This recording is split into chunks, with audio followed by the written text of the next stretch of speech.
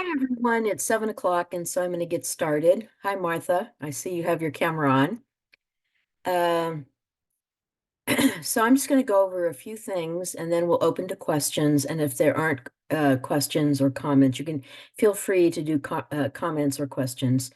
We don't have to go for an hour. We use this so we can get to know each other, and that you can bring up questions or concerns or you need clarification from me. And that's the purpose. So I'll start by saying I'm not going to really focus on the chat. So if you see below your uh, on the YouTube screen at the bottom, you'll see reactions. And the reactions, there are lots of reactions there, but one is raise the hand. So one way to not talk over each other would be to go to the reactions, raise your hand, I'll call on you. You say your name and then either ask a question or share an experience and your experience of interpreting or a concern or a question. Okay, so from last week, I actually went to the parent portal and found all the terms for special education and then put them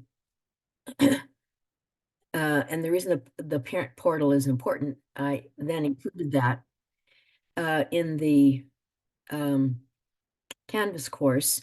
So you would have access to that. And I think I also sent it out. And it's really great because it'll be translated into Spanish, but when you actually use your Microsoft software, I actually translated into Dari and Urdu and all those other languages. So you have instant access to the vocabulary for special education and IEP meetings, and then also the ability to translate it for whomever you need. So that's one thing. The other thing is uh, always read your announcements. So when you log in to Canvas and Debbie, our Canvas, USB Canvas help person is really wonderful. You know, she sent an email explaining how you could log on, and it should be open by tomorrow. And you can start working on the first module, which is really about introducing yourself, giving us a little background, watching the video about correct interpretation processes, and then you'll start seeing, the self-assessment where you look at the national standards with the ethical principle and all the skills and objectives. And this is for you personally, to say, well, I feel pretty good doing this particular thing. And what I want to set a goal for in practice is this. And it's basically your way to monitor your own progress. The same thing with the Zoom logs. You can either, like at 4 o'clock, we had about 28 people. Today we have less than we had last week. We have 18, but these are all recorded and on the interpreter's USB playlist. So you have access to it. The log is a way for you to keep attendance and to focus on making sure that if you don't come, you can listen to the recording, and then in the log, there are no expectations about word number or anything like that. It's what you find important and significant for you. You can write it in a sentence or two sentences or whatever, or even, put in anything about an experience that you've actually had that connects with what the Zoom meeting was talking about. So pretty much, the biggest thing is I've sent you the revised syllabus. So make sure that, you download it and print it and just keep it handy. And that guides you through the entire Canvas course. And again, the announcements are important to read. I won't do them every week, but one of the things I will do, and remember, this is not a graded course, but it's for credit. The discussions are really important, even though there's like a 1-point designation. The reason the discussions are important, as I said last week, is that it's an opportunity for you to share with other people, to share with your community of learners, and your discussion posts are really important. And when I read them, I'll read them on Fridays. I'll put comments in, and then I'll also, designate it, the assignment as complete. And then that's how the credit is determined, by the completion of the discussion posts. And then at the end, the upload of your Zoom log for your attendance. Now what I'm going to do is I'm actually going to share my screen so we can go over the first part of Module 2. But it's not so much that we're jumping ahead. It's actually focusing on the way in which the state law, the bill or the state law is actually written. And it helps you better understand the purposes of interpreting.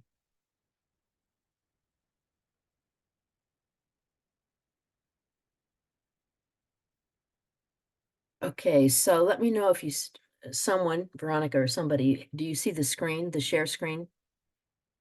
Yes, I can see it, Christelle. Okay, great, thank you. If you look at it, you'll see that the whole point of the legislation 2 years ago was to really engage students and families and parents in the educational process so that they have control and input into what happens to their child's learning. And interpretation services is really the point. One of the things that's really important to notice that when it says an LEA shall adopt a policy addressing the LEA's communication and assistance to students learning English, their parents, and their families. Now, when it says shall, it actually means that every single LEA, whether it's, LEA is a local education agency, which includes districts and every single charter, which means that the language access policy described in here is really critical. And the model policy is on the Title III website. These are all the ways that you can be involved as an interpreter based on the law, and based on just, the commitment to including families that have diverse language backgrounds. So it says that the policy shall provide, and the shall means that it absolutely has to. The guidance for the appropriate use of an interpreter, and recommended interpreter qualifications, including certification or education-specific experience for the following. So the question I got on this afternoon was, even though you're not certified, but you've had lots of experience, can districts still use you? Yes, absolutely. It'll be even better when your skills are developed even more and you continue learning based on the national standards, the ethical principles, and the skills and as objectives under each of the standards. Now, the reason this is important is that interpretation is really about, again, appropriate use in all these situations which are educational. So it's in classroom activities, impromptu and scheduled office visits and phone calls. An example is Wasatch, that has, in every single school, they have a Spanish-speaking family liaison. And so when anyone comes to the office, and they also have Spanish-speaking personnel in the office, then people can feel welcomed and instantly helped and supported with either information or whatever concerns they have. This means impromptu scheduled visits, phone calls. The enrollment and registration processes are perhaps, besides the IEP process, really the most important. when families go to registration, they end up being, in some ways, segregated as a result of their heritage language, no matter whatever it happens to be. And so as a consequence, trying to negotiate, whether it's online and not having people help with interpretation for computer registration, or forms that they have to fill out and not translated and no explanations. So the registration process is really critical.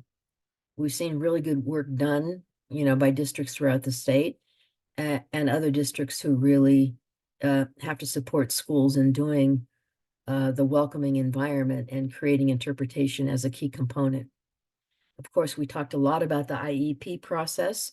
And as I said before, on the USBE parent protocol, all the terms for special education is already there, and it's translated quite, right there instantly. You just have to do the pull down for Spanish, and then in the Microsoft, you can do multiple translations as well.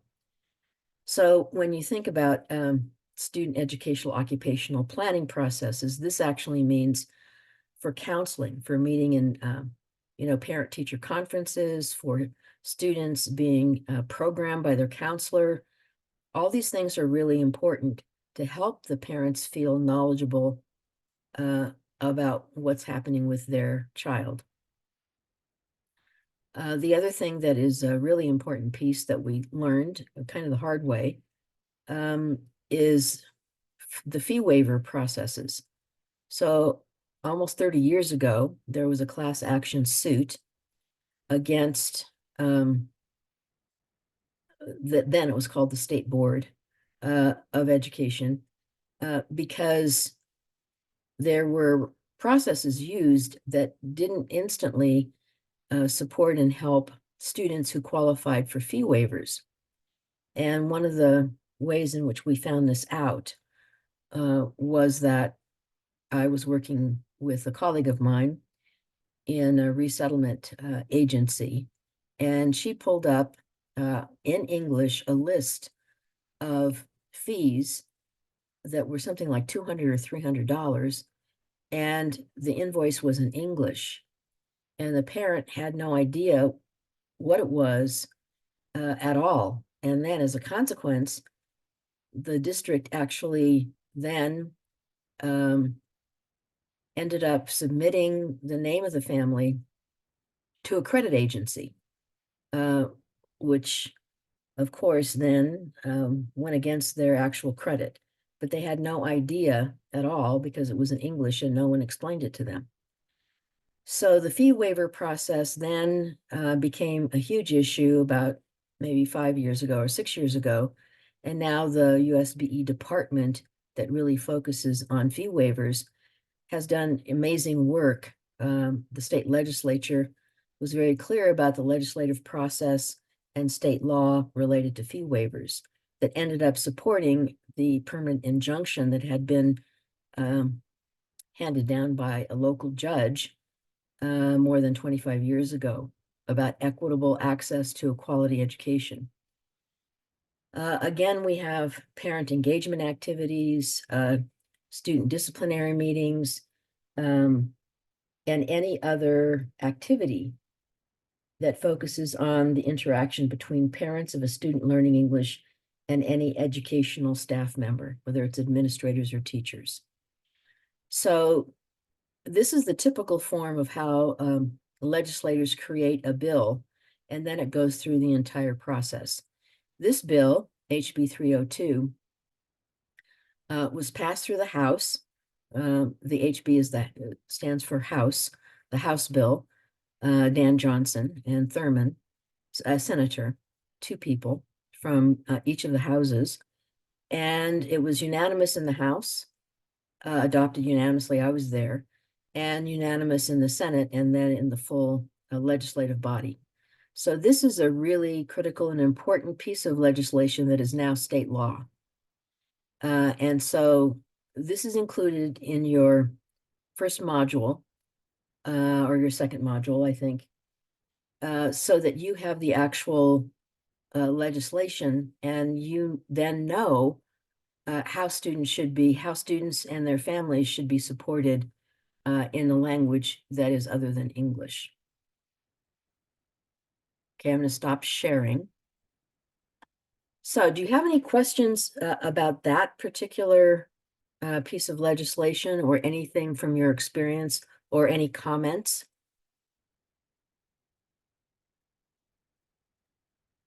Estelle, can I just say that I, for one, I'm very appreciative that you share this information with us and that you just give us a lot of the background because being new to the position that I'm at, it's there's a lot that is still needed to be learned. And so I just wanted to say thank you for sharing that. Well, you're welcome. I think the thing for me that's really interesting is when I first transferred from secondary language arts to federal programs in Title III in 2015, and I'd been at secondary language arts, I think, for 5 years. When I transferred in 2015, I got a call from the Department of Education, and they said, you know, in the 2014 audit of the state of Utah, you have 9 findings that have not been resolved. And so I was really new to the process. Like, I was only like a month, and, you know, I get this call from the Department of Education. And so I had to learn quickly, um, you know, the kinds of things that the department had found that we were not doing. We were not doing what the law said that we had to do, and wasn't in the best interest of students learning English and their families. So a lot of the background sometimes never gets transferred to the new person, I think. And even sometimes when it does, then there's either miscommunication or misunderstanding. So the fact that I'm giving you this background is really important, because if you think about it, the only reason I even knew that fee waivers uh, was limiting equitable access and to a free public education was because, you know, I had friends in the resettlement agency, and they showed me documents from a district, um, you know, on accounts, um, and money being like indebted. It was kind of like creating all the families that didn't speak English. They ended up being indebted, and then their credit rating went down. So I would have never known that if I, you know, hadn't had relationships with people who actually had and knew the history of that court case. So that's the other thing that's really important, is to, you know, work with people who are different than you and can provide you the kind of support that you want. That's one of the key components. Other questions before I say a few things about the questions that were asked. Hi, Lizzie, how are you? Hi, I'm good. How are you? I'm good. I was just going to say, I mean, people always say you do the best that you can with the information that you have, but this class has been very eye-opening thus far to me, just because when you're advocating for people that can't advocate for themselves because of a language barrier, you need to know the information in order to advocate for them. So I just hearing this little section and then just from the videos I've been watching, my eyes have been been open for sure about just how much I need to educate myself in order to advocate for the people that I advocate for better. Yeah, I think that's a really, really important insight. And just so you know, what this is interesting. The issues and concerns that you bring up actually help me, because I'm not in every school or in every district in Utah. You know, I visit them, obviously, and visit schools. But one of the things that I brought up was this issue of translation of IEPs, as well as the problems with over-identification of students learning English for special ed, which is rampant really throughout the state and has been for, well, Kim Fratto, who's the director, one of the directors in special ed, she and I have been working on this problem with over-identification with people who think that speaking another language is somehow like a special, like, is a deficit or something like that. Okay, well, it's not, I mean, it's not. And so it's not a special need. I mean, you're actually learning English. It's not like because you don't know English, you're a special needs student and you should be identified. So we had a meeting with Kim Fratto from Special Ed, USBE, Tracy Gooley, who actually does accommodations, and Wida in the assessment department, myself. Now, you realize these are three different departments. One is the assessment department, one is the special ed department, and I'm in the federal programs department. Now, oftentimes the issue is departments and districts don't really work very well with each other. It's nobody's fault, right? People are very busy. And so they don't really understand the benefit of cross-department collaboration to solve so many of the issues that come up in schools with families, unless somebody actually, contacts us. So this meeting was with Canyons, and Canyons for the last 2 years have this collaborative effort with federal programs, Beverly Herman and special ed, Amber. And they've worked on this amazing system that if you have Skyward and EdPlan, that everything is organized to identify and help teams to make better decisions in relationship to the needs of students learning English who seem to have a special need. And so I'm telling you this because the things that you say influence and help me leverage opportunities that I have with relationships across the state and within the state board for us to get all on the same page and better serve the needs of people in schools. So, I'm learning from your experiences. And that's why sharing and being in a Zoom meeting is much different than being on a Canvas course where there's not that interaction. Other questions or comments? Just a quick, Farsha Peacock here, just a I quick have a question. Oh, hello? Oh, Okay, we have, I'll mute. I can wait. I can. yeah, could you do the raise hand and then I'll just call on you? Yeah, you Otherwise, bet. there's- Sorry about that. No, that's all right. Otherwise, there's all kinds of crosstalk and it doesn't help. Okay, so Martha's hand is up. So Martha. Hi, Christelle. Hi, So I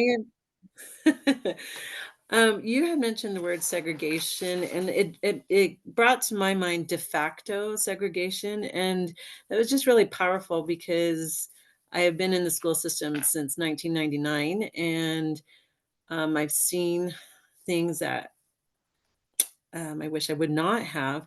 But that phrase de facto segregation within the public school system is just bringing me to process quite a bit right now. And I can't elaborate more on it, but I'm wondering, can you speak to that?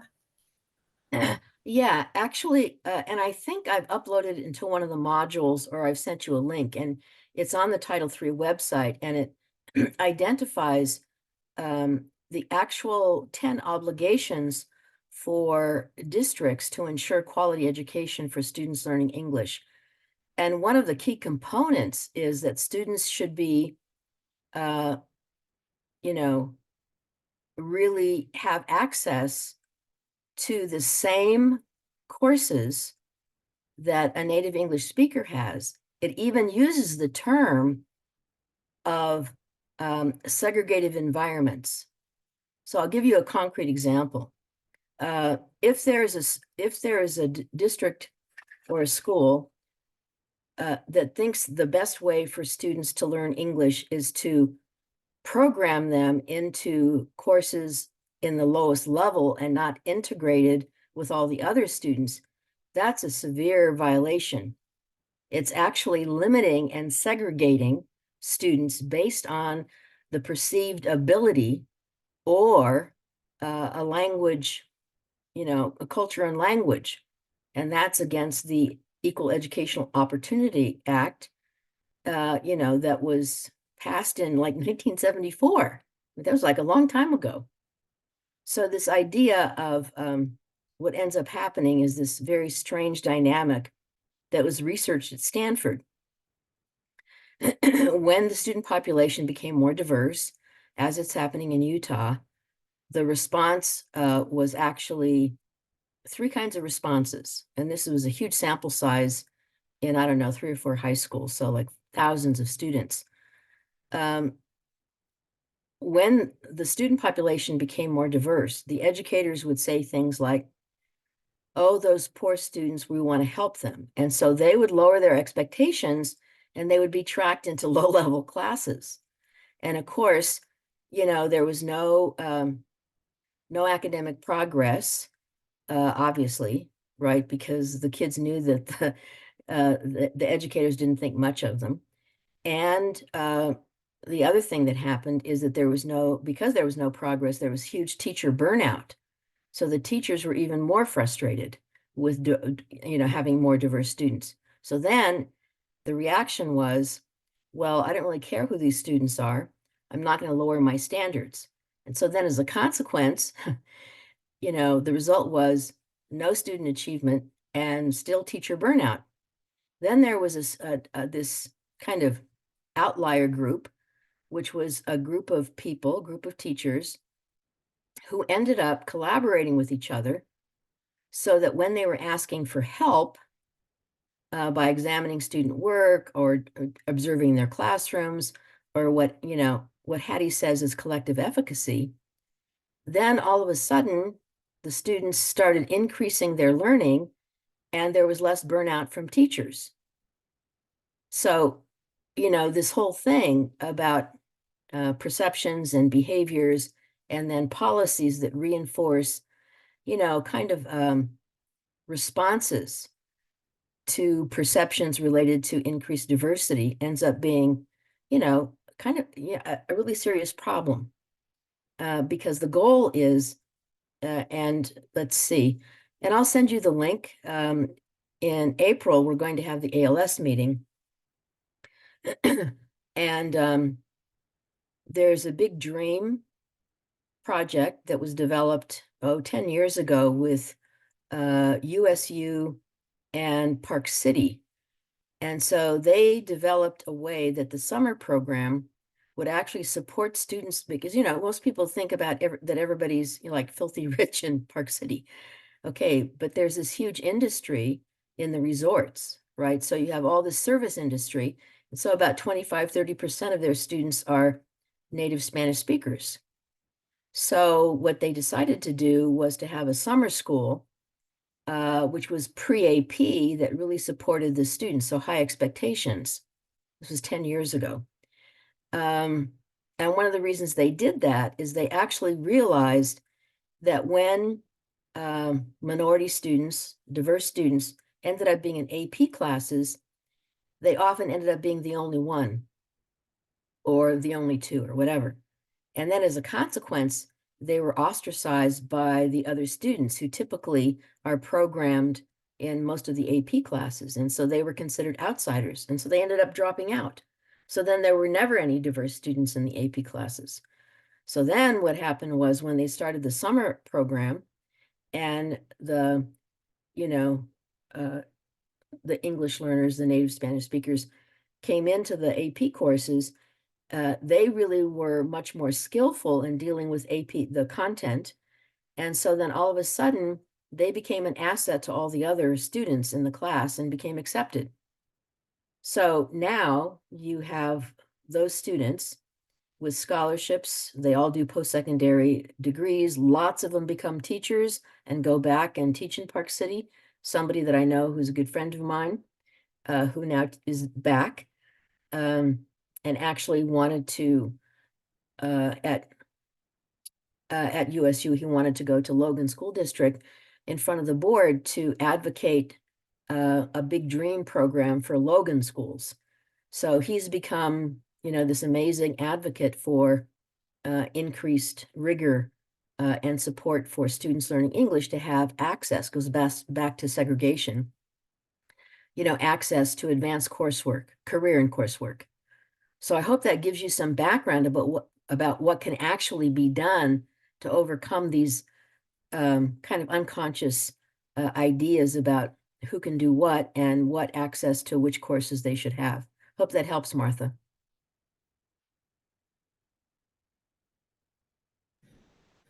Yes, thank you. I really appreciate this. And this, I mean, just 2 lessons in or 2 of these video sessions, and I just feel like this is, I don't know how awful I don't know if it sounds awful, but this is really a power, excuse me, a position of power to be an interpreter, because I mean, I know we're participants and we're strictly to interpret what is being said, but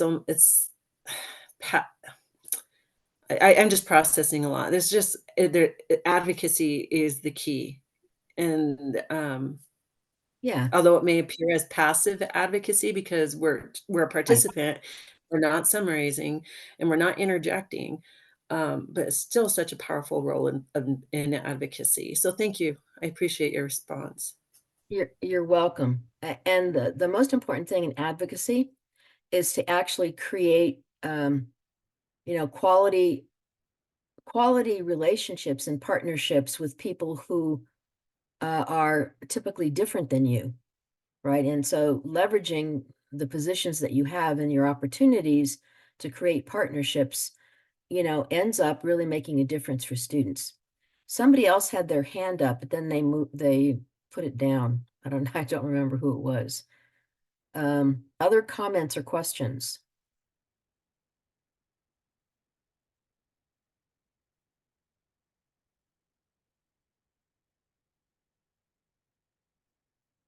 So who was that person who had their hand up? Maybe I already answered the question. Oh, Frezia.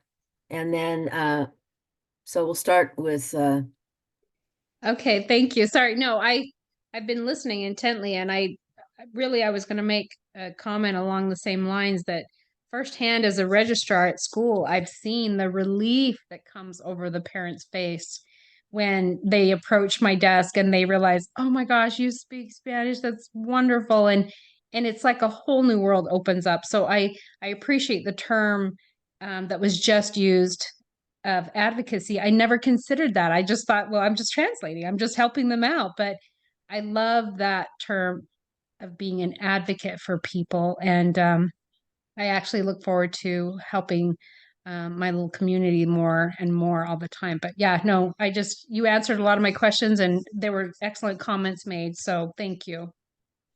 you're welcome. And also, Ellie Gallagher from Wasatch and Carl, who is the world language person and the DLI specialist, we're actually developing a training for front office people and registrars related to the kinds of questions that are coming up right now.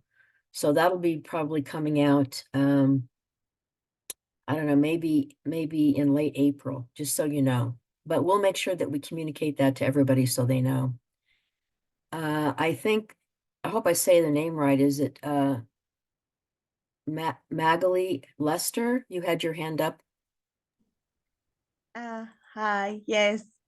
Sorry, I'm still trying to figure out the Zoom. That's okay. That's okay. I am happy about this program because I've been offered to translate IPs a lot, especially because I've been working at my school for like 3 years now.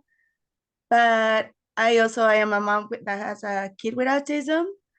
It's a lot that I know, but when it comes about legal terms and psychology and all that, I didn't want to participate on that because I didn't want to give the wrong information. And I didn't want parents to get the wrong information. And then, like you said, like legally, I didn't want to create a big problem. So I'm glad to know that there is a way that I can manage that and I can learn a lot better with this program. And I'm excited to finally learn the right way and probably help our students. Yeah, I'm excited. Well, how did I mispronounce your name? How do you say your name? No, that's perfect. It's Magali Lester, so that works. Oh, okay. Okay, good. Thank you. So I guess I know phonics or something. No, you're good. Thank you. I don't know. Now I'm thinking, because you brought up the issue of autism, which, you know, there's the vocabulary around special education, but but I'll have to go back and look and see, in fact, if there is actually anything related to, you know, IEPs specifically related to autism. So I'm glad you brought this up. Thank you so much. I really appreciate it.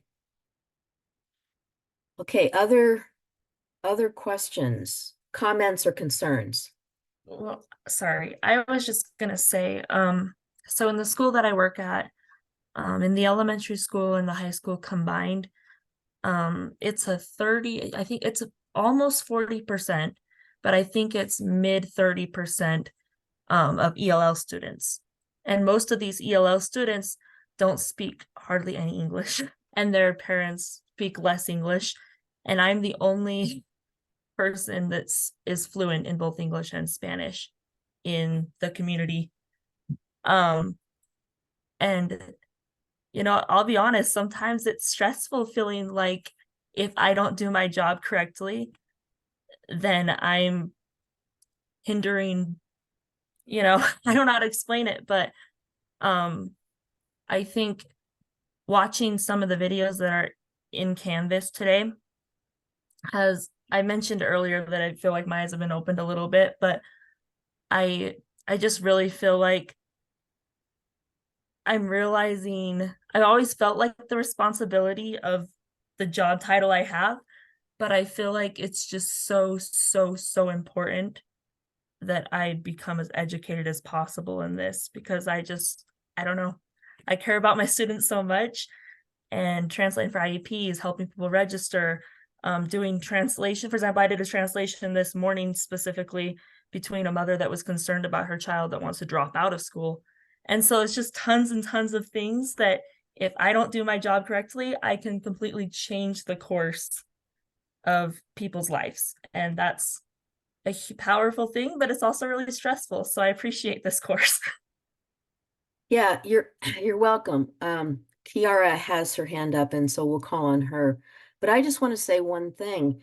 You know, I end up getting, for the last 6 years, or maybe longer than that, you know, a parent will call, well, actually a sponsor of a Ukrainian family, you know, a Colombian family called me. They called me on the phone, and they told me about, you know, all this miscommunication and misunderstanding that was happening around trying to get this fourth grader, you know, into registered.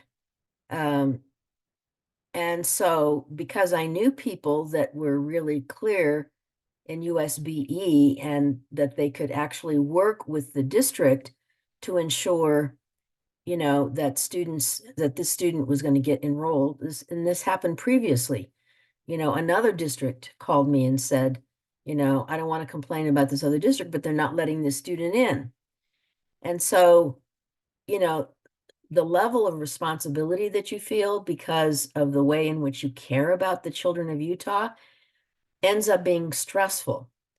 But if you act as if and take on the actual suffering of people who are caught in this very complicated system, and you don't take care of yourself, then you can never really be an advocate or effective, right? Because the point is, if you take care of yourself, then you're more able to actually better do your job and realize that the people you're working with who are educators, they have a responsibility to know what they should be doing, what the law is, and, you know, how they should be including families and children, you know, in a system that ends up being very confusing. So, you know, I'm saying this because from my own experience, and you're young. I mean, I've been doing the same kind of work since 1968. And so, you know, if you want to keep doing this kind of work as long as I've been doing, then you have to take care of yourself. Kiara, I hope I said your name right. You did. Hi. Hi. I'm very excited to be here with everybody. Good. So I just want to make a comment. You brought up Park City. So I was a Park City graduate back in 2011. And I was one of those students that I was like, AP classes. Huh. Can I? Can I not? I took AP Spanish because I was like an ECA, you know. But then I was like, there wasn't really much representation, and most of us felt, because it was my group of individuals, peers, that were like, you know what? Some of us tried and we felt left out. We felt like we did not meet the requirements, so we just felt weird. So I actually back in the district and working for the Park City district and just seeing how much it has improved and how much my kids now, they're like, they have all these opportunities that I'm like, man, I wish I would have taken advantage. And I wish somebody would have been who looked exactly like me, who was in my position to be like, Kiara, you can do this.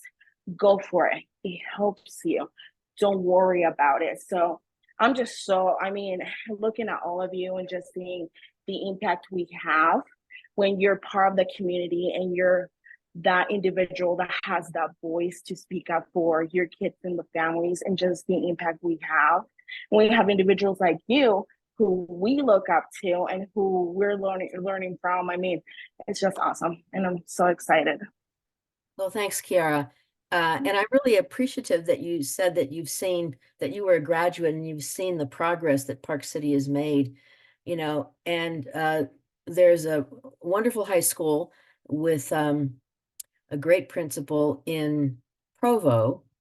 And she texted me, I think it was today, when she was up in Park City. She was meeting the Park City High School people, and in certain classes, you know, that are the pre-AP, and really create this inclusive learning environment. And so that's the other thing. The other thing is, because we're a group and we're from all over the state, then when you share these things, this is something that somebody in the ALS department said, she goes back to the district and says, well, you can't really tell me that this can't be done because this district is doing it and this high school is doing it and this elementary school is doing it. And so the more we identify those promising practices and share them, then the more children we have the possibility of impacting and their future. You know, so Kiara, I really am happy that you're here and that you've actually seen the change in a school system. Thanks for your comments. So other observations or questions?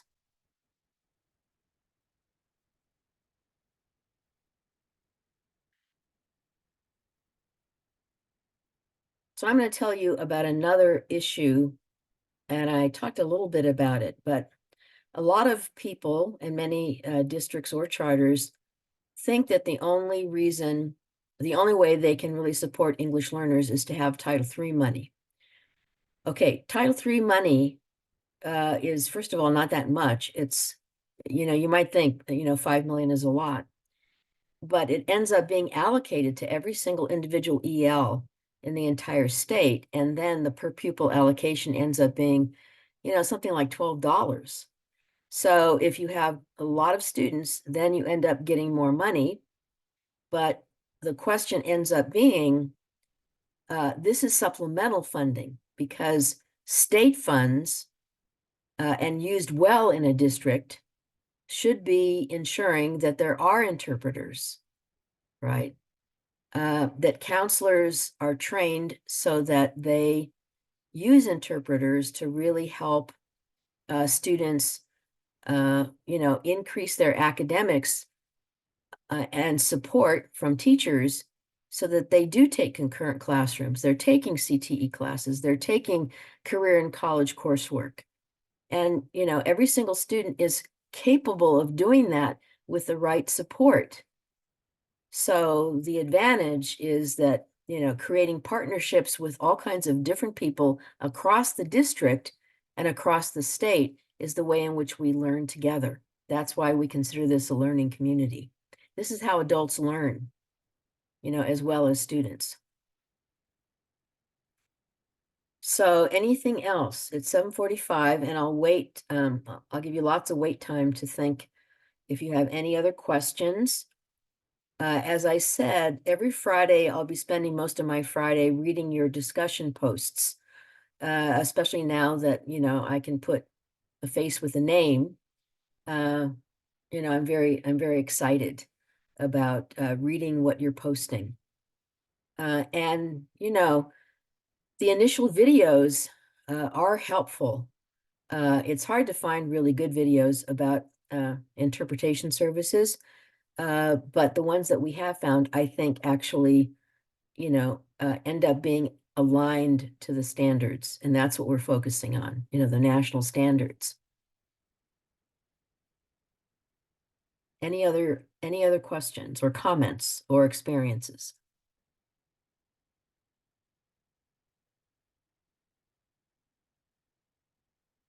So I'll tell you, I'll leave with one kind of interesting thing. Next Wednesday, we'll have the Zoom sessions, conversations as well. I might be a little kind of goofy because I'm having knee surgery. Now, it's not serious knee surgery. It's just a local anesthetic, but I'm telling you this because the reason I'm having knee surgery is that, you know, at my age, I'm very focused on keeping fit so that I can keep advocating for students as long as I am able. And so I have a trainer, who's a wonderful guy named Matt, and I box. So it's a good way to get lots of energy as well as any kind of frustrations out. But in the midst of my training for boxing, I tore a meniscus, which is a muscle in the knee. But it'll be fixed. I might have to take some pain meds. So I'm just warning you that maybe next week I might be not as clear as I usually am. Okay. Any other comments before we leave? And I just want to thank you. This is such a privilege to be here with you, to learn with you, to talk about experiences that will help us better support, you know, all the children of Utah. It's just a great honor and privilege for me. Okay, I'm going to stop the recording and you all can sign off. Have a good evening. Thank you.